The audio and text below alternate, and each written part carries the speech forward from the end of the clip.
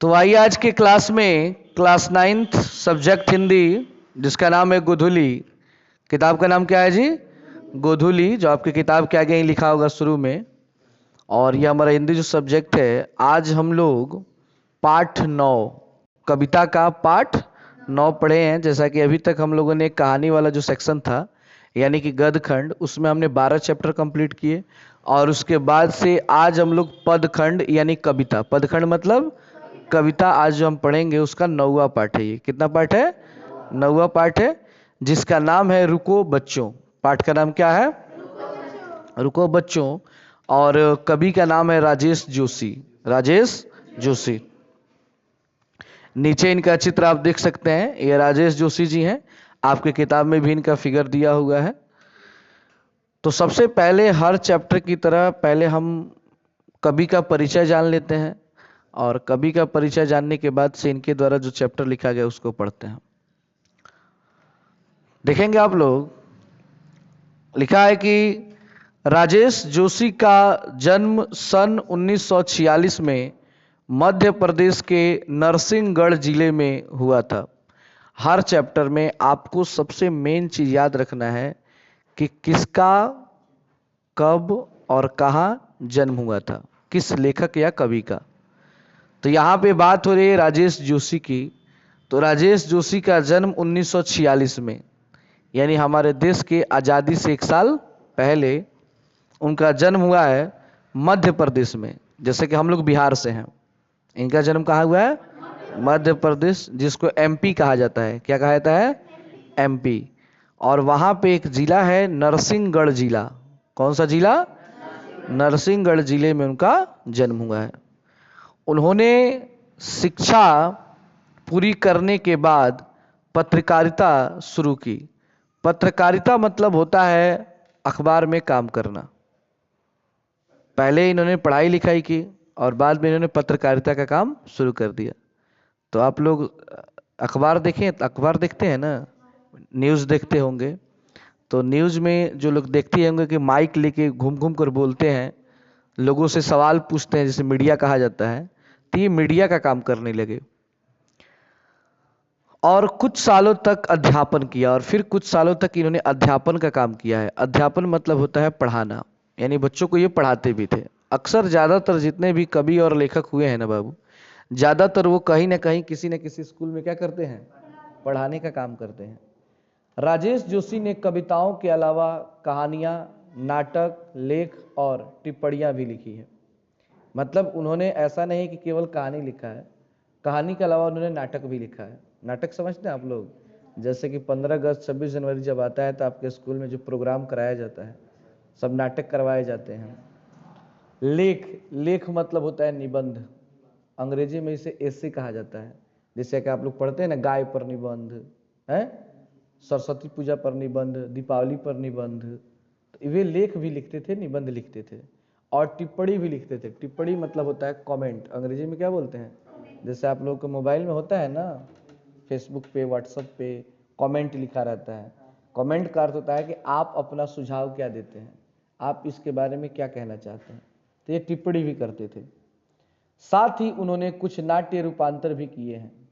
नाट्य रूपांतर मतलब होता है नाटक का रूपांतर। जैसे कि मान लीजिए कोई कोई नाटक अंग्रेजी में है और उसको हिंदी में बदल दिया गया। जैसे कि आप लोग साउथ वाला फिल्म देखते होंगे, इसमें सब कोई साउथ का फिल्म टीवी पे आता है, ज़्यादातर वही आता है, आप जरूर देखते होंगे।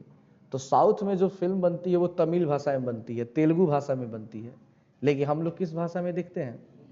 हिंदी में। उसी को कहते हैं रूपांतरण, मतलब भाषा का रूपांतरण। वहाँ पे बोला गया किसी और भाषा में, लेकिन उसको किस में बदल दिया गया? हिंदी में डब कर दिया गया, कन्वर्ट कर दिया गया। और आप लोग कई ऐसे सीरियल देखते होंगे जो हिंदी में था भोजपुरी में आ रहा है। जैसे कुमकुम भाग्य, बड़ा ही फेमस सीरियल है महिलाओं के लिए, कुमकुम भाग्य बड़ा ही चला और भी चलता है, लेकिन अब देख रहे हैं टीवी पे भोजपुरी में आता है। तो हिंदी से उसको किस में रूपांतरित कर दिया गया है? भोजपुरी में। तो ये होता है रूपांतरण। नाट्य रूपांतरण का अर्थ हुआ कि नाटक का एक भाषा से दूसरी भाषा में बदल देना। आ रहा है समझ में बात? कुछ लघु फिल्मों के लिए पटकथा लेखन का कार्य भी किया। लघु फिल्म मतलब होता है छोटे छोटे फिल्म। लघु फिल्म मतलब क्या होता है? छोटा छोटा फिल्म। जैसे कि आप लोग फिल्म देखते हैं तो 2 से ढाई घंटे का फिल्म होता है, कोई कोई फिल्म आधा घंटा का 1 घंटा का भी आता है, जिसे आप लोग सीरियल कहते हैं, एपिसोड में आता है। कोई भी सीरियल 20 मिनट, आधा घंटा, 45 मिनट, इतना ही देर का आता है, ठीक है ना। तो ये सब कहलाता है लघु फिल्म। और लघु फिल्म के लिए इन्होंने पटकथा लेखन का कार्य भी किया है। पटकथा लेखन मतलब कि छोटे छोटे फिल्मों के लिए इन्होंने कहानियां लिखी है। आप लोगों को ये पता होगा या पता होना चाहिए कि कोई भी फिल्म जब बनती है तो उसका कोई ना कोई पहले लेखक होता है, पहले कहानी लिखी जाती है। कहानी जब लिखी जाती है तब जो फिल्म बनाने वाला होता है, जो पैसा लगाता है, फिल्म बनाने में जो पैसा लगाता है, उसको कहा जाता है प्रोड्यूसर। क्या कहा जाता है? प्रोड्यूसर। तो प्रोड्यूसर से उस कहानी को सुनाया जाता है। जब प्रोड्यूसर को अच्छा लगता है कि कहानी में दम है, तब वो पैसा लगाता है। तब एक आता है डायरेक्टर। तो डायरेक्टर क्या करता है? वो फिल्म को बनाता है। तो एक फिल्म में हजारों आदमी काम करते हैं। कोई लिखता है, कोई म्यूजिक बना रहा है, कोई डांस कर रहा है, कोई सिखा रहा है। हर एक चीज के लिए अलग अलग आदमी काम करते हैं।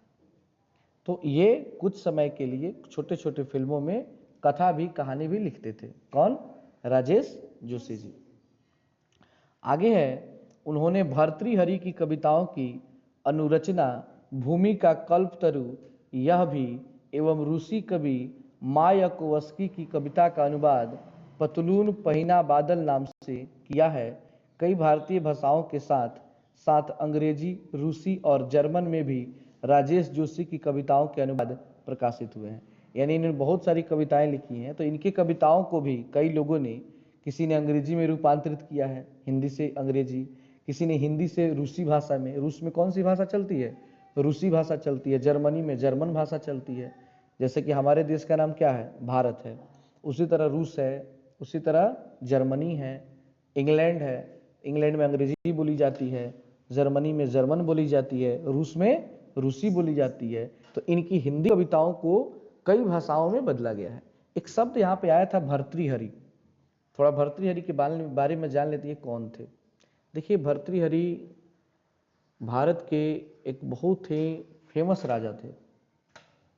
मतलब इतना अच्छे राजा थे कि हर एक व्यक्ति, जिसको कहा जाता है प्रजा, एक होता है राजा और एक होता है प्रजा।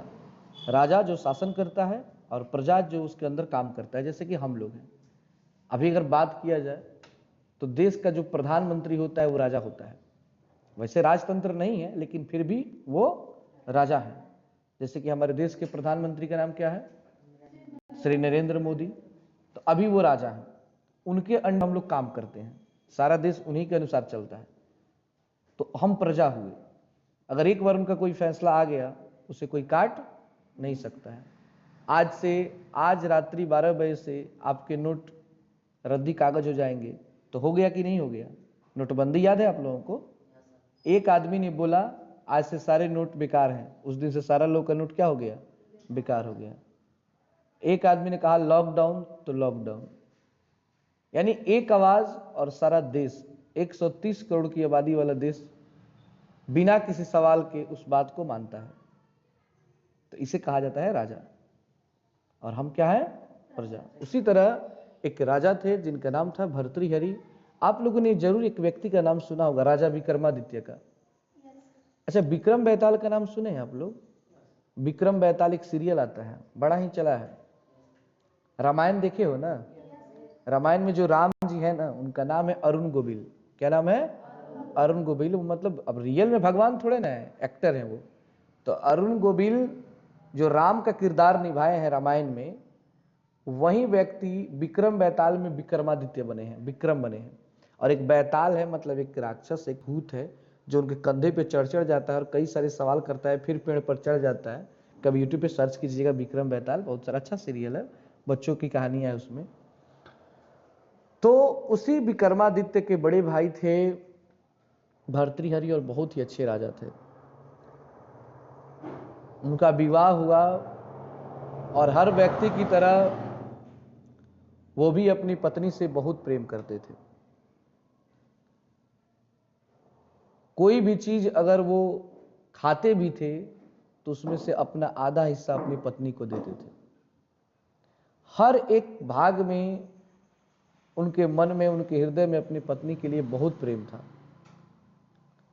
लेकिन उनके साथ एक ऐसी घटना घटी जिसके कारण वे अपना राजपाट, घर, सब चीज त्याग कर वन में जाकर एक सन्यासी का जीवन जीने लगे। इतना मन में दुख लगा, क्योंकि हम जिस पर विश्वास करते हैं, हम जिससे बहुत ज्यादा उम्मीद रखते हैं, अगर वो आदमी हमें धोखा देता है तो लगता है कि दुनिया में कुछ भी नहीं है, सब बेकार है। वही हाल हुआ राजा भर्तृहरि का। एक बार की बात है, एक ऋषि थे। आप लोग ऋषि मुनि समझते हैं ना, रामायण में देखते होंगे। पहले के टाइम में पंडितों का, ऋषि मुनियों का इज्जत बहुत ज्यादा था और उनसे लोग डरते भी थे, राजा भी डरते थे कहीं श्राप न दे दें। वो लोग श्राप देता था, श्राप पड़ भी जाता था।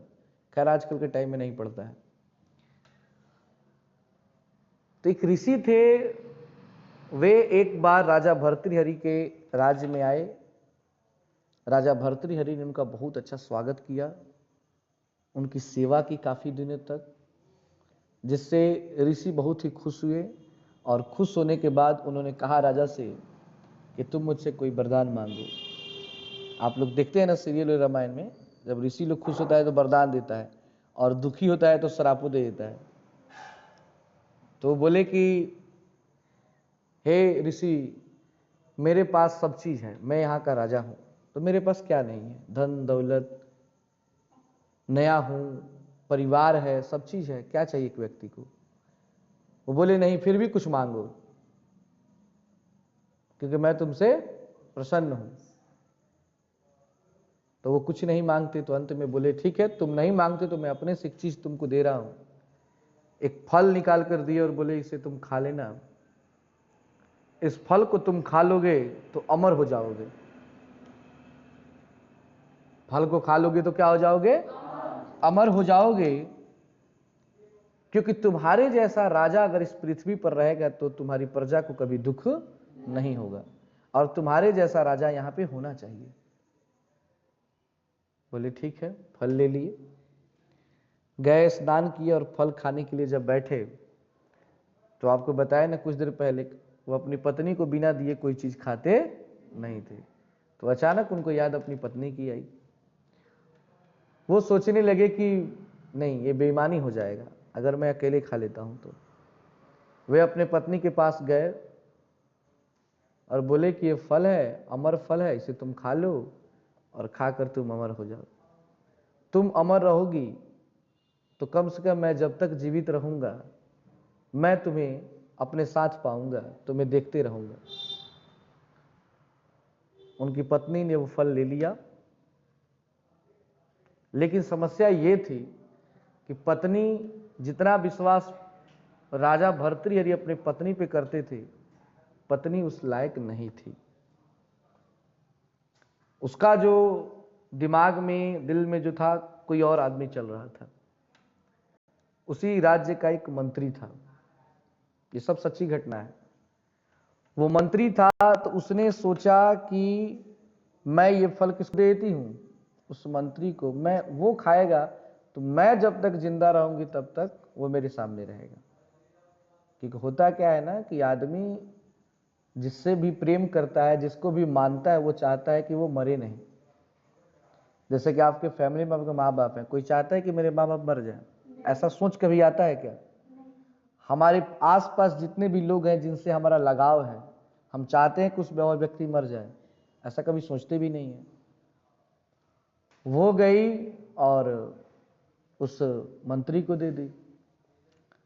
खैर मंत्री को वो मानती थी, लेकिन मंत्री भी उस लायक नहीं था, वो किसी और को मानता था। देखो ये सिस्टम, देखो क्या था। हंसी भी आएगा और दुख वाला भी बात है इसमें। मंत्री क्या था कि एक उसी राज्य में फुलवारी, समझते हैं आप लोग, बगीचा, उस फुलवारी का सेवा करने वाली एक मालिन थी। वो उसे पसंद करता था और उसने वो फल उसे दे दिया। देखो फल कैसे घूम रहा है, एक फल इतने लोग। समस्या ये थी कि उसका भी वही हाल था जो सबका हाल था। वो उस राज्य के जो राजा का घोड़ा मतलब देख रेख करता था, वो उसको पसंद करती थी, उसने उसको दे दिया। वहां से ट्रांसफर हुआ तो जो वो घुड़सवार था वो किसी को पसंद नहीं करता था। वो उसका एक आदत था गलत, ऑर्केस्ट्रा समझते हैं ना आप लोग, मतलब एक उसी राज्य में कोठा था जिसको ऑर्केस्ट्रा आज के जमाने में कहा जाता है। वहां पे एक नाचने वाली थी, वो उसे पसंद करता था, वो गया तो उसे दे दिया। उसे जब वो दिया तो वो पूछी नाचने वाली कि मुझे क्यों दे रहे हो? तो उसने बोला कि तुम्हारे पास रहेगा तो तुम हमेशा जिंदा रहोगी, तुम जिंदा रहोगी तो मैं तुम्हें आजीवन तुम्हारा डांस देखूंगा। हर कोई अपने अपने बारे में सोच रहा है। बोली ठीक है, ले ली। लेकिन वो जो नाचने वाली थी वो किसी से प्रेम नहीं करती थी। वहीं पे गाड़ी रुका हुआ है। कुछ दिनों बाद राजा का जन्मदिन था, राजा भर्तृहरि का जन्मदिन था। तो जन्मदिन पड़ता है तो हर व्यक्ति राजा को, चाहे किसी का भी जन्मदिन पड़ता है तो लोग क्या देते हैं? गिफ्ट देते हैं, उपहार देते हैं। सभी लोग राजा को कुछ न कुछ गिफ्ट दिए। उस नाचने वाली के मन में आया क्यों न मैं ये गिफ्ट राजा को दे दूं, क्योंकि राजा बहुत अच्छे व्यक्ति हैं। मेरा जीवन तो नरक का जीवन है, मैं अगर खा लेती हूं तो कभी मरूंगी नहीं और ये नरक में जीवन भर जीना पड़ेगा, क्योंकि वो जिंदगी कोई अच्छी तो होती नहीं है। इससे अच्छा है कि राजा अगर जिंदा रहेंगे तो देश की सेवा करेंगे, देश आगे बढ़ेगा। तो जन्मदिन के यहां उसे छुपा कर वो फल को लेके जाती है, लेकिन उसे कोई राजा के पास जाने नहीं देता है, क्योंकि आपको पता है ना, एक नाचने वाली को कोई भी आदमी अपने घर में घुसने देगा? नहीं घुसने देगा। वो तो राजा थे। लेकिन जहां पे राजा का ये सब पार्टी चल रहा था, ये हल्ला मचा दी, मुझे जाना है मुझे जाना है, तब तक राजा को सुनाई दे दिया क्या हल्ला है भाई? तो कोई मिलना, ठीक है आने दो, अच्छे व्यक्ति थे, अरे आने दो, क्या बात है क्या बात है? तो बोले कि मेरे पास तो उतनी ताकत नहीं कि मैं आपको अच्छे अच्छे गिफ्ट दे सकूं, लेकिन मेरे पास एक ऐसा चीज है जो मैं दूंगी तो दुनिया का सबसे अजूबा चीज होगा वो। और उसे क्या पता था ये राजा का ही सामान है। तो बोले ठीक दो। तो उसने वो फल निकाल कर जैसे ही दिया तो राजा ने फल हाथ में लिया तो उनका दिमाग चकरा गया। अरे बोले यार ये फल तो जाना पहचाना लग रहा है, कहां से मिला तुमको? तो बोली कि अमर फल है, आप खा लीजिए, अमर हो जाएंगे। अब उनका दिमाग ठनक गया के बेर, अमर फल तुम्हारे पास कहां से आया, बताओ जल्दी। तो नहीं बता रही थी। तो राजा थोड़ा गुस्से हो गए, बताओ जल्दी कहां से फल आया। तो वो बताती है उसको जिसने दिया है, उसको बुलवाया जाता है, सुन तुमको कौन दिया है? सारा लिंक समझ रहे हो, धीरे धीरे धीरे धीरे सब लोग इकट्ठा हुए, अंत में रानी का नंबर आया, तुमको कौन दिया है? तो बोला रानी ने दिया है। उसके बाद उन्होंने कोई सवाल नहीं किया, समझ गए सारा चीज। बोले ठीक है जाइए आप लोग। फल को फेंक दिया गया, जो भी किया गया नष्ट कर दिया गया। बोले क्या खाऊं इसे, अब तो ऐसे ही जिंदगी बर्बाद है। अपनी पत्नी से कोई सवाल नहीं किए, अपने भाई विक्रमादित्य को बुलाए और बोले भाई एक काम करो, मेरा मन उब गया इस संसार से, राज्य को संभालो, मैं जा रहा हूं। तो बोले क्या दिक्कत है भैया आपको, क्या समस्या है बताइए? अभी तो आप नौजवान हैं, अभी भी आपका विवाह हुआ है और आप अभी से संन्यास धारण करना चाहते हैं, ये तो बुढ़ापा में होता है। बोले नहीं मेरा मन नहीं है, बस इतना ही समझो मेरा मन नहीं है। कुछ बोले नहीं और सब चीज छोड़ छाड़ के बन चले गए। ये बात विक्रमादित्य को पता चल गई। आखिर भाई को हुआ क्या था भाई? जिस राज्य के लिए लोग मारा पीटी काटा कटोगल सब करते हैं, उस राज्य को त्याग देना ये छोटी बात नहीं है। पता चला कि रानी का सारा खेल था, रानी को फांसी लगवा दिया, अपने ही भौजाई को फांसी चढ़वा दिया। आज जितना लोग उस लाइन में था, वो फल जहां जा गया था उस नाचने वाली को छोड़कर सबको फांसी दिलवा दिया।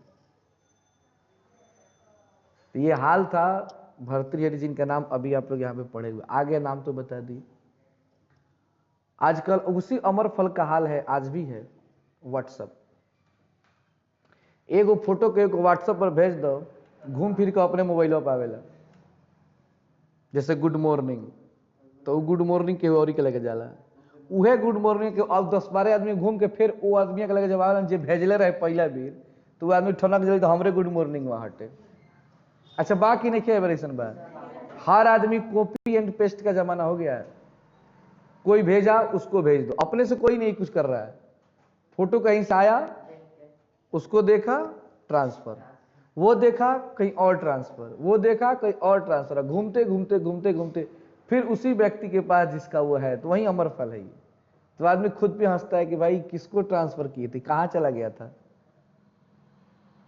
तो ये भर्तृहरि जी हैं। आगे है, राजेश जोशी के प्रमुख काव्य संग्रह हैं एक दिन बोलेंगे पेड़। काव्य में बार बार बोलता हूं कि काव्य मतलब कविता होता है, काव्य मतलब कविता होता है।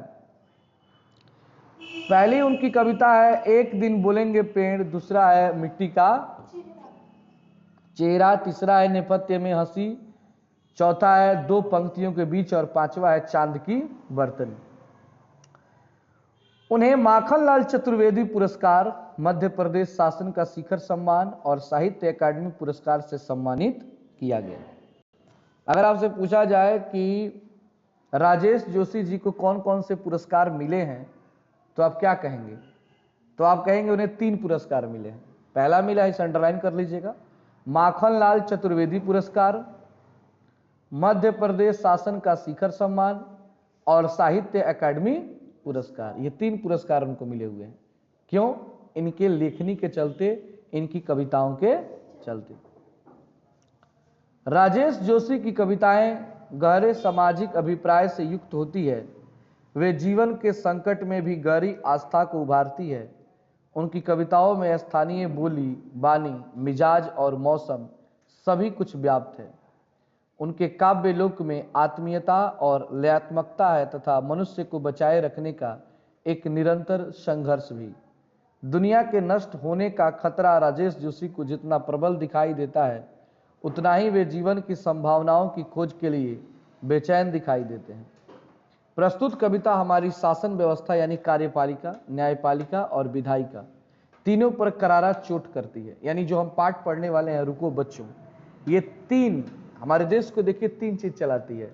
एक है कार्यपालिका, एक है न्यायपालिका और एक है विधायिका। आप लोग जब नागरिक पढ़ेंगे ना, तो नागरिक में तीनों का वर्णन है। कार्यपालिका जो हमारे देश में सारा काम करती है, रोड बनवाने से लेकर हर एक काम। एक होता है न्यायपालिका जो न्याय दिलाती है, जैसे जज, अदालत, ये न्यायपालिका है। और एक है विधायिका जो कानून बनाती है। आपको पता है ना कि बिना कानून का, बिना नियम का देश नहीं चलता है। हमारे देश में संविधान भी है, तो संविधान में कानून बनाने का काम कौन करती है? विधायिका। देश में काम कौन करती है? कार्यपालिका। और न्याय कौन करती है? न्यायपालिका। इन तीनों पर कवि ने व्यंग मारा है, करारा चोट दिया है। मतलब इनका शिकायत किया है कि इनमें कितनी कमियां हैं। आज के जो वकील हैं, जज हैं, अगर एक बार उनके चक्कर में कोई व्यक्ति फंस गया तो पूरा जीवन बर्बाद हो जाता है। कोई आदमी अगर किसी केस में फंस गया तो वकील लोग इतना ना दौड़ा देता है कि आदमी का पूरा जीवन उसी केस को लड़ते लड़ते बीत जाता है। आप किसी सरकारी दफ्तर में जाइए और आप चाहते हैं कि आपका काम बहुत जल्द और आज ही हो जाए, तो ऐसा कभी नहीं हो सकता है। आपको उस काम के लिए कई दिन दौड़ना पड़ेगा, अंत में घूस भी देना पड़ेगा, तब भी कई दिन दौड़ना पड़ता है। लेकिन ये सारे जो अफसर होते हैं, जितने भी पुलिस होते हैं, नेता होते हैं, ऐसे चलते हैं गाड़ियों से, लगता है कि ये कितना काम करते हैं, कितने बेचैन रहते हैं। आप लोग देखिएगा, कभी कभी किसी नेता होता है, गाड़ी आता है तो कितने मतलब 2, 4, 5 गाड़ी साथ में लेके चलते हैं और कितने तेजी में चलाते हैं। ऐसा लगता है कि मतलब ये कितना काम करने वाले व्यक्ति हैं, जबकि करते कुछ नहीं है। अभी चुनाव का मौसम है, जिंदाबाद जिंदाबाद चारों ओर शुरू हो गया है। रात को मेरे गांव में भी बहुत ज्यादा जिंदाबाद हुआ है, पता नहीं कौन पार्टी था, रात को 10 बजे चिल्ला रहे थे सब। आप लोगों गांव में भी होगा या हुआ होगा। यहां का शासक वर्ग जल्दी में है, लेकिन उसकी जल्दी दायित्व निर्वाह के लिए नहीं है, वह तो सब कुछ रौंद कर आगे निकलने की जल्दी में है। कभी कहते हैं ये जो शासन करने वाले लोग हैं, नेता हैं, एसपी डीएम हैं, पुलिस है, चाहे जो भी ये जो शासन करते हैं, ये अपनी गाड़ियां इतना तेज चलाते हैं किसी काम के लिए नहीं, लोगों को रौंद देने के लिए, लोगों को कुचल देने के लिए। ऐसे में कभी बच्चे को रुकने के लिए कहते हैं तो कभी हमसे क्या बोलते हैं, रुको बच्चों। ये तो अपनी गाड़ी के तेजी में पागल हैं, कम से कम आप अपने शरीर की बचाव करो। ये आपके शरीर का कोई वैल्यू नहीं करते हैं, ये मार देंगे आप मर जाओगे, इनके लिए कोई अंतर नहीं पड़ेगा। इसलिए हमें संभल कर और रुक कर चलना है, क्योंकि बच्चा जो हमारा भविष्य वह कहीं इनकी अंधी रफ्तार में दब कुचल न जाए। प्रतिकार्थ यह कि बच्चे रुककर संभल कर सोच विचार कर आगे बढ़ें और शासन तथा व्यवस्था की अंधी दौड़ का हिस्सा न बने। तो चलिए, क्या बच्चों के लिए राय देते हैं राजेश जोशी जी, उसके बारे में हम लोग पढ़ते हैं। पाठ है रुको बच्चों, ऊपर से देखेंगे, रुको बच्चों रुको, सड़क पार करने से पहले रुको। वो हम लोगों से कहते हैं कि जब भी आपको सड़क पार करना हो, मतलब एक ओर से दूसरे ओर जाना हो, तो हमें रुक कर चारों ओर क्या करना चाहिए, देख लेना चाहिए। नहीं तो ये गाड़ी वाले हमको समझेंगे नहीं, हमको कीड़े मकोड़े समझते हैं, आएंगे पटाख से मारेंगे, हम मर जाएंगे, इन पे कोई अंतर नहीं पड़ेगा। तेज रफ्तार से जाती इन गाड़ियों को गुजर जाने दो। ये तेज रफ्तार से गाड़ियां आ रही हैं, इनको क्या हो जाने दो, गुजर जाने दो, आगे चले जाने दो। वो जो सर से जाती सफेद कार में गया, उस अफसर को कहीं पहुंचने की कोई जल्दी नहीं है। जैसे आप लोग डीएम साहब को देखे हैं, अक्सर ज्यादा लोग नहीं देखे होते हैं, वो कार से जाते हैं, व्हाइट कलर के कार से। डीएम जो भी होता है उनको एम्बेसडर मिलता है, एम्बेसडर एक गाड़ी होता है, व्हाइट कलर का होता है। तो सफेद कार से जब वो जाते हैं तो उनके गाड़ी के आगे भीड़ नहीं लगता है, जाम नहीं लगता है। तो आगे के पुलिस रहेगा, तुरंत हटा देगा, हटिए जल्दी। ऐसा लगता है कि वहीं धरती पर एक आदमी है, बाकी सब लोग कीड़े मकोड़े हैं। मेरे साथ भी ऐसा एक घटना घटा है। आज से 4 साल पहले मैं जादूपुर ढाला पे एक गाड़ी लाया, 4 चक्का था, उसको लगा दिया किनारे पे।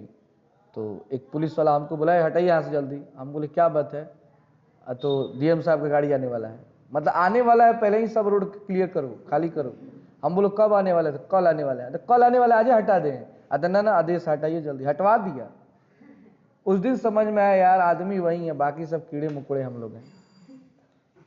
ऐसा नहीं कि कोई वीआईपी काम करके चला जाएगा, आएगा अपना घूमेगा फिरेगा निकल लेगा, लेकिन फिर भी ऐसे दिखाता है जैसे कितना काम करने वाला है। वो 12 या कभी कभी तो इसके बाद भी पहुंचता है, वो 12 या कभी कभी इसके बाद भी पहुंचता है अपने विभाग में। दिन महीने और कभी कभी तो बरसों लग जाते हैं उसकी टेबल पर रखी जरूरी फाइल को खिसकाने में। तो यहाँ पे उन पे व्यंग है कि इतना तेज गाड़ी चलाते हैं, लेकिन एक फाइल को कंप्लीट करने में, एक केस को खत्म करने में इनको सालों लग जाते हैं, लेकिन चलते ऐसे हैं कि लगता है कि कितना काम करते हैं। जैसे शादी विवाह में भी आप लोग देखिएगा, बहुत ऐसे लोग होते हैं बड़ा तेज चलते हैं, एकदम व्यस्त रहेंगे, मतलब टाइम नहीं मिलेगा उनको, लेकिन कोई काम नहीं करेंगे। हाँ, दूसरे को हराएंगे, ए पानी आई, पानी की व्यवस्था भइल, और टेंट के का भइल, ए तू क्या करते रहो, चलो पानी चलाओ। ऐसा आदमी तो हर जगह मिल जाइए, और ऐसा आदमी से बाबू अक्सर लोग खिसियाई रहेला, खास करके लड़का खिसियाई रहे। मान लो कौन चुपचाप लगे खड़ा बात है, का हो खड़े पहले से काम चल जाएगा, जो दे जोगा उतर ना चले बाके, उतना लोग के बीच में बेइज्जती कर देले। खैर बेचारा पानी तो चला दिली के अंदर अंदर उनको खूब कैले व्यवस्था है, बेहतर लगी बात नहीं। ऐसा आदमी हर जगह भेंटा जाए, 1-2 आदमी रहे हर जगह, मैंने अपने के आगे दिखावे की कोशिश कर ले, काम कुछ नहीं करेंगे, अपने आप आगे प्रेजेंट करेंगे कि हम सबसे बढ़िया है।